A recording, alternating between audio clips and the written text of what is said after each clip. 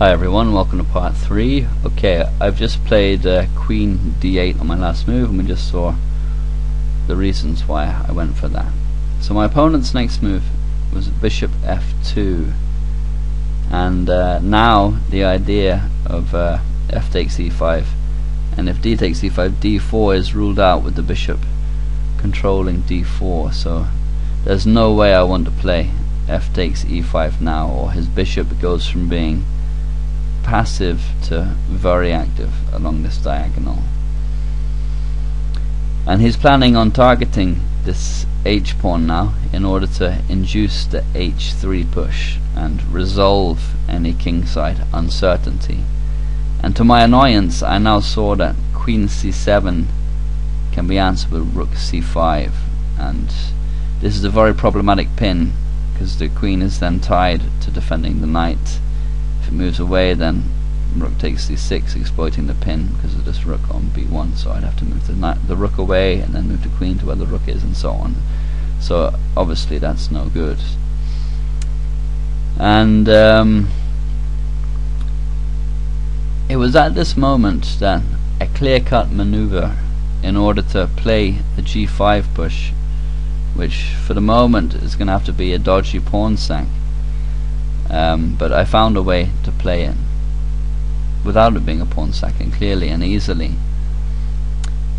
and this was to move my knight on C6 to F7 via D8, and you know, from here it's going to support the G5 push in conjunction with my queen as long as it stays on this diagonal or goes to G8. And this move also keeps this queen coming back to A3, which you know is a good move, and but the move was Queen E7, and you know, this is a better square I think than G8 to support G5 because it gives another layer of defense to the second rank, which is obviously under pressure from the white position, and it also keeps an eye on E6, which is my other weak point. And you know, the queen has to move from D8 so the knight can swing around to F7 in order to finally play G5. And you know, I've lost a tempo in moving the queen to E7 from D8 when it was from E8. I could have just moved it straight to E7. But as before, the position is not critical, and so this is not a major issue, although it's not, the game isn't as quite as accurate as it could be. So my opponent continued with Queen E1, continuing the pressure against the H4 pawn, and this pretty much forces H3 unless I want to sack the pawn, which I did not. So my opponent answered with the expected G3. So you know, the king side is solidified and resolved, which makes defending easier for him. On the plus side for me, I've secured this pawn on H3, which you know is going to be a target for white, but it's also a small but annoying attacking force that he has to keep an eye on. So now I'm free to carry out my plan of rerouting my knight and playing G5, which I did right away with knight D8, and now there's absolutely no chance of getting mated on B7 with 4 pieces defending it. So now he started targeting the H3 pawn with bishop F1, and there's nothing I can do about this anyway, so I continued with my plan, knight F7.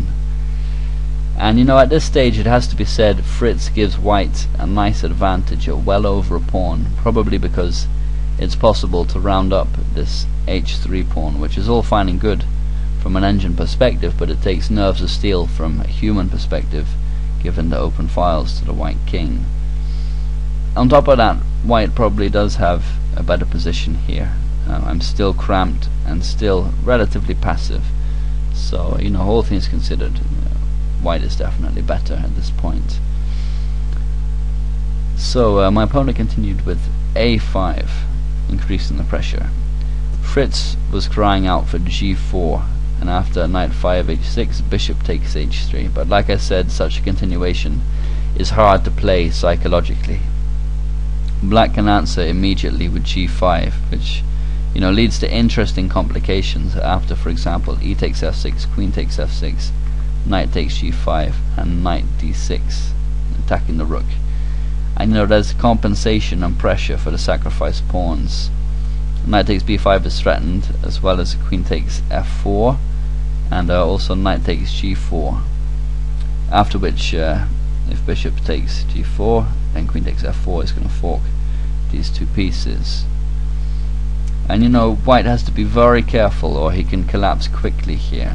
Black has a lot of attacking ideas, and I think I definitely would have done the same as my opponent and not elected for this line. And indeed played something like a5 instead. The last thing you want to do in a position like this is start messing around with your kingside pawns, or the protection of your king in the pawn protection. So I want to play g5, but there's actually a problem with weakening e6 here, which I saw, and so first played rook c7, so e6 is defended by my bad bishop. I have to make one final preparatory move before finally playing g5. If I do so with the rook on d7, then I lose a pawn, as I said, either on e6 or on g5. For example, g5, e takes f6, queen takes f6, f takes g5, and this pawn is lost, because if I take back, he takes, I take, then e6 is dropping. But more importantly than e6, e5 is weakened. For example, knight takes g5, knight takes g5, queen takes g5, queen e5 check is winning the rook here on h8. So by playing rook c7 before g5, I avoid this threat, as well as queen takes e6. But I have to admit, I didn't see this idea. I was concerned about my pawn on e6, but luckily for me, rook c7 avoided this threat as well. So rook c7 is my last move, and he played king h1, and his idea is to round up this h3 pawn with knight g1, and Fritz is again crying out for g4 and winning the pawn immediately, but Ramon wanted to do so without compromising his kingside pawns, which is understandable. So now, after a lot of preparation, I can finally push g5. And at this moment we had both used over an hour and a half each, and my opponent had perhaps 5 minutes remaining on his clock. I had around 10, and we were playing without increment, so time was beginning to become a significant factor in the game. One thing I've noticed about Magnus Carlsen and other players is that they manage to create big complications and problems for their opponents in time trouble, resulting in a big psychological advantage, which I was keen to try and imitate. So Ramon surprised me now with f takes g5. I had been expecting e takes f6 first, because it's more consistent with his plan of attacking the h3 pawn, because it means I'm not able to play a later g4 if given the chance, and also this makes knight e5 possible and exposes my weak pawn on e6, now on an open file. And in later analysis I figured he wants to open only one file.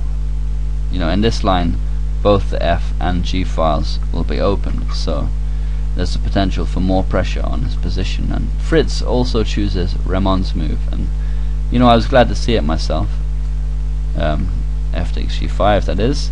So I answered with f takes g5, and now I'm finally ready to start creating initiative on the king side, gaining space and getting good squares for my pieces.